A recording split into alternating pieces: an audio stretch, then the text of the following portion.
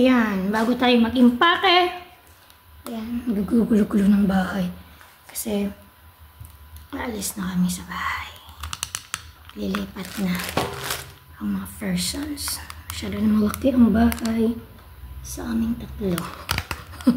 So, lilipat na kami. Okay guys, so i-unbox, pero walang box. Gulat ako bakit walang box. Ito yung hinabol natin. So, binili ko muna, tapos kung sino may magkagusto, ibibenta natin. Kasi, sale na naman ulit. Laging naka-sale. Touch from Cashew. So, kung type nyo, yan, mag-PM kayo sa akin. 500 pesos. 500 pesos lang. Kunti lang yung tubo natin. Ganda oh. Gold. Pero maganda siya. Ayan. Ganda. 500 pesos. So, yung kanyang kapares sa likod. Ay, sa baba. Wala ng box. Madalian lang siguro to kaya. Wala ng box.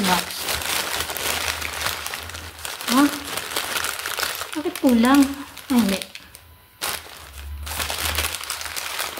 Kasi dalawang pares yung, ay, ito yung kapares niya. Ito yung pambabae. Yung una kong binili, may nag-mine. So, sana sa brother ko yun at sa kanyang asawa. Pero ito na lang siguro ibibigay ko sa kanila. Kasi may nag-mine nun eh. Ayan, maganda siya. Maganda. Ganda na. Ito yung panlalaki. Ito yung pambabae. Ganda. So, pang pasalubong, pang regalo, gano'n. Yung ito, kung sino may gusto. Ay, ang ganda. Ayan.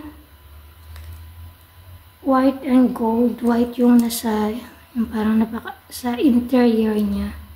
Tsaka yung sa labas is gold. Ang ganda na ko ng design na ganyan. Kasi ito yung kanyang pang lalaki. Ayan siya.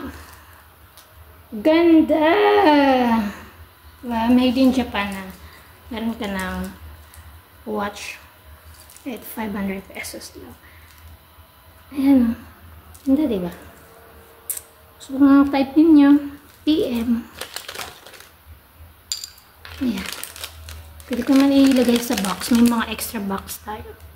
May mga boxes pa tayo doon. Ganda. Bye.